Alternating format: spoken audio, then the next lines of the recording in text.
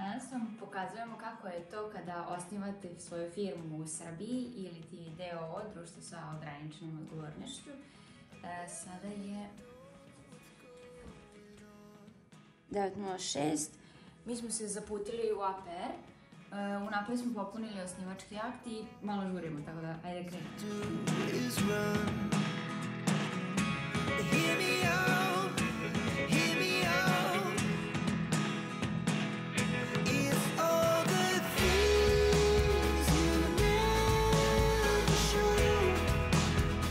Ćao ljudi, sad ja preuzimam, u suštini nalazimo se ispred zgrade APR-a u Novom Sadu. Tako da poneli smo, kao što je Tamara rekla, osnivački akt. Unutra vjerojatno treba da platimo neku naknadu za osnivanje firme, što treba da bude oko 6.000 dinara. Reći ćemo vam tačno kada smo to platili, da možete vi da se pripremite za to. U suštini, ne znamo tačno šta nam sve treba dokumentacije, tako da ćemo ići na šalter da se prvo raspitamo, da vidimo koji je proces. Pa u suštini kada izađemo napolje, onda ćemo da mi ispričamo šta smo sve novo naučili. Tako da, hajde sam.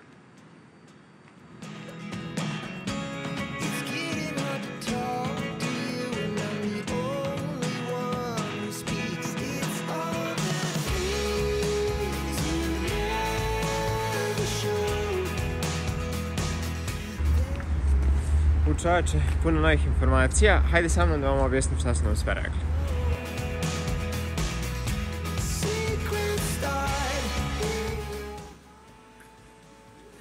Pa ovako. Znači, prvo smo mislili da treba da podnesemo te papire i došli smo na šalter i neka teta nam je rekla kao da, super, treba će vam da popunite obrazac za prijavu, jel? I dala nam je te papire, tako smo krenuli da popunjavamo i rekla da treba da uplatimo taksu na šalteru. Taksa je 6.060 dinara i još plaćate neke doprinose, tako da oko 6.200 dinara računajte da će vas koštati otvaranje firme, znači samo u tim taksama. I okej, ništa, krenuli smo da to popunjavamo i rekli su nam da postoji u APR-u odmah i kao pravna služba, odnosno da možemo da se raspitamo ako imamo nekih pravnih pitanja. I kao, okej, ajde pre nego što predamo, bilo bi dobro da se bar čujemo i da razjasnimo neka pitanja što smo imali nejasno na tom papiru, odnosno nismo znali kako da popunimo. I dobro, odemo mi do pravne službe i žena tamo nam kaže da se više ne predaju ti papiri uživo i da nam ovaj osnivački akt ne treba uživo odštampan u suštini i da ne treba da se overava kod notara, nego se sada otvaranje firme, odnosno DOO-a, vrši isključivo elektronski. Znači na sajtu njihovom, verovatno e-upravi ili tako nešto, treba da odete i tamo ćete moći da podnesete sve zahtjeve i tamo čak online plaćate tu taksu. Tako da to što smo mi platili sada 6.000 nešto dinara, treba da vratimo, da nam refundiraju jer smo platili uzalud. Ne treba da se nose papiri, nego treba da to odradimo sad online. Sad, šta je fazan za online? Da biste online registrovali firmu, što je sad jedini način u 2023. jeste da vam treba elektronski sertifikat. Znači, morate da odete u MUP ili u poštu i da tražite da vam izdaju elektronski sertifikat. Kako su nam objasnili, u MUP-u je besplatno i trebalo bi da samo dođete s vašom ličnom kartom, da tražite da vam izdaju elektronski sertifikat i da će vam oni to dati besplatno, na vašu ličnu kartu. Druga opcija je da tražite od pošte da vam izda elektronski sertifikat i to se plaća. I trebalo bi čak da je 5-6 hiljada ili tako nešto. To treba da proverimo i treba da vidimo jedno i drugo koja je razlika uopšte između ta dva, pa ćemo vam to reći. U suštini, naš sledeći korak mora da bude da idemo do MUP-a, tako da vidimo se ispred MUP-a pa da vidimo što tamo treba da bude.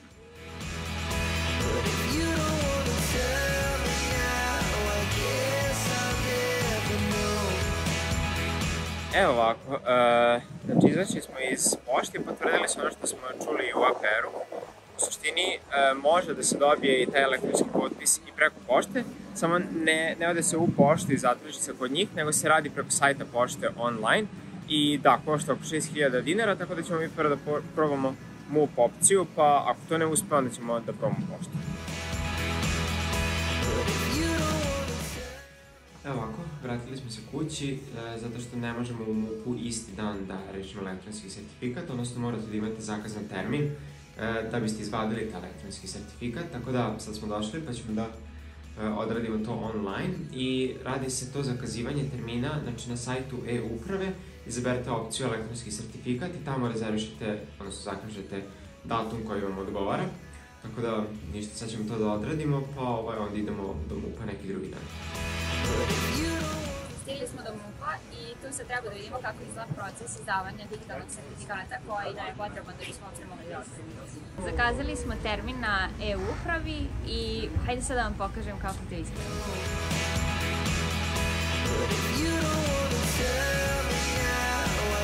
Nažalost, u MUP-u nam nisu dali da snimamo, ali proces je izgledao tako što smo stigli na red, žena je popunila neke forme na svom kompjuteru, očitala je naše lične karte i rekla nam je da moramo da kupimo čitač lične karte da bismo mogli digitalno da potpisujemo, pa smo mi to uradili, kupili smo neki, u suštini neki jednostavan čitač lične karte. Da bismo zapravo mogli da otvorimo svoju firmu, sada nam preostaje korak popunjavanja prijave na APR-u, pa je to ono što sada želimo da uradimo. Hajde sada da pređemo na računar da vam pokažem kako se to radi.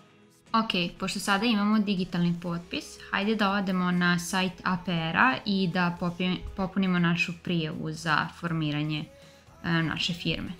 Na Google ćemo ukucati APR, to je neki njihov zvaničan sajt, i kada odete na ovu glavnu stranicu, pod usluge izaberete e-servisi i tamo imate pod opciju e-registracija, osnivanje privrednog društva. Ući ćemo u to. Ovdje imamo neki sažetak šta se nalazi na ovoj stranici, imate neke opšte informacije, neke napomene i najčešća pitanja. U suštini, ono što je bitno da znate jeste da postoje ti neki preduslovi, a to su kvalifikovani elektronski sertifikat, instaliran čitač elektronskih kartica i da imate mogućnost plaćanja putem interneta, što je ova treća opcija.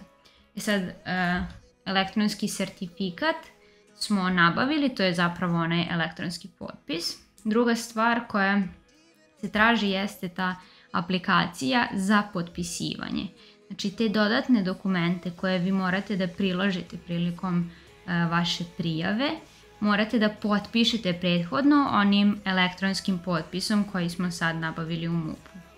I to radite tako što instalirate ovu aplikaciju Nexu. Ona je ovako izgleda na ovom linku. U suštini za svaki operativni sistem imate da skinete instalaciju i u suštini tamo povežete onaj aparatić što smo kupili za očitavanje lične karte, izaberete vaš fajl, izaberete sertifikaciono telo koje treba da vam potpiše i tako izgenerišete potpisani fajl. Sad, nije baš toliko intuitivna aplikacija i kao što ovdje vidite možete da pogledate uputstvo za elektronsko potpisivanje, ali u suštini verujem da ćete se snaći. Sad, ono što je naš sljedeći korak jeste da pristupimo aplikaciji. Pošto sam ja već istraživala ovo, povezala sam svoj e-ID nalog sa APR nalogom, a vi ćete verovatno dobiti tu neku opciju da prvo kreirate APR nalog i zatim ga povežete sa e-ID-em. Tako da svakako izaberite tu opciju kreiranja naloga, pa zatim poveži nalog.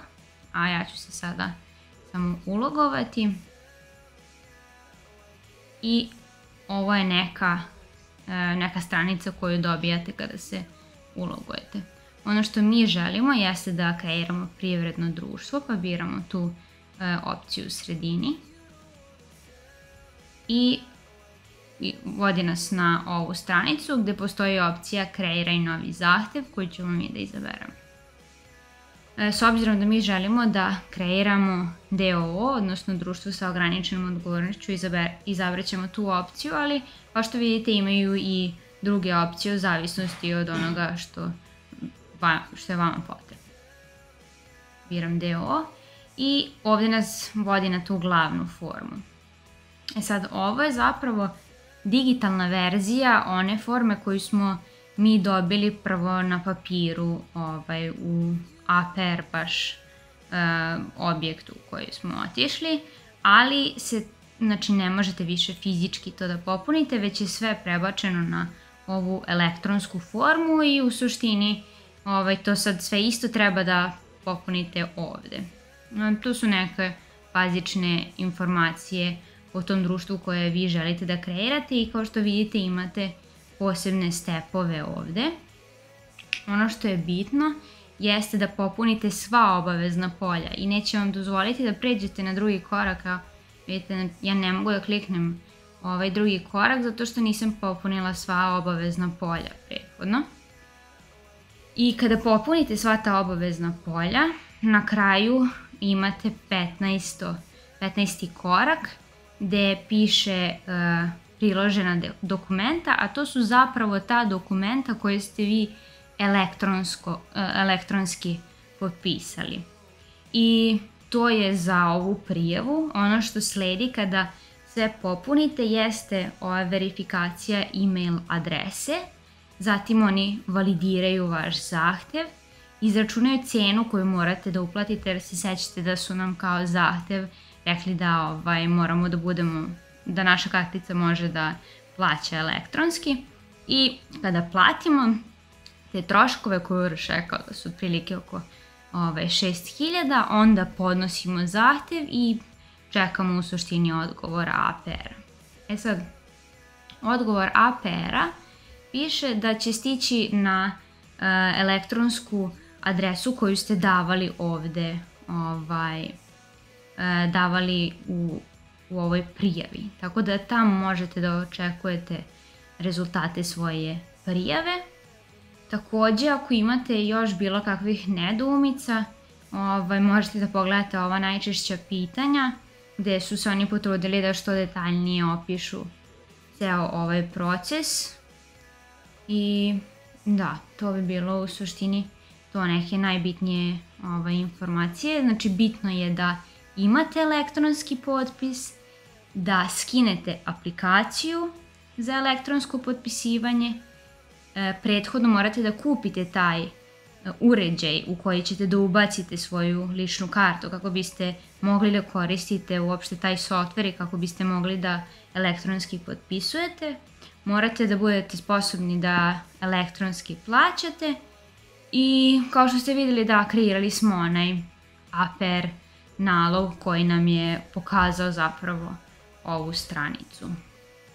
To su te neke najbitnije informacije i moram da vam sugerišem da je ovo sve, ovaj postupak, aktuelan sada u 2023. godini. Znači, evo, kao što možete ovde da vidite, i sam ovaj elektronski način registracije jeste počeo od 17. maja 2023. godine. On je u suštini nov, ali to ne znači da se neće menjati u nekoj budućnosti, tako da ako gledate ovo u nekom kasnijem periodu, svakako prvo proverite da li su ove informacije i dalje aktuelne, a ako jesu, onda samo ispratite ova uputstva i to bi u suštini bilo to. Nadam se da vam je ovaj video pomogao da vidite kako izgleda proces otvaranja firme ili da će vam nekada u budućnosti pomoći kada vi budete otvarali svoju firmu. Mi nismo znali kako i šta treba da radimo i sve smo u suštini usput naučili.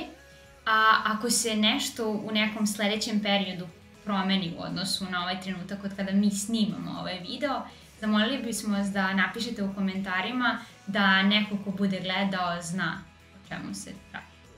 To bi bilo sve za ovaj video. Vidimo se sledeći put. Ćao!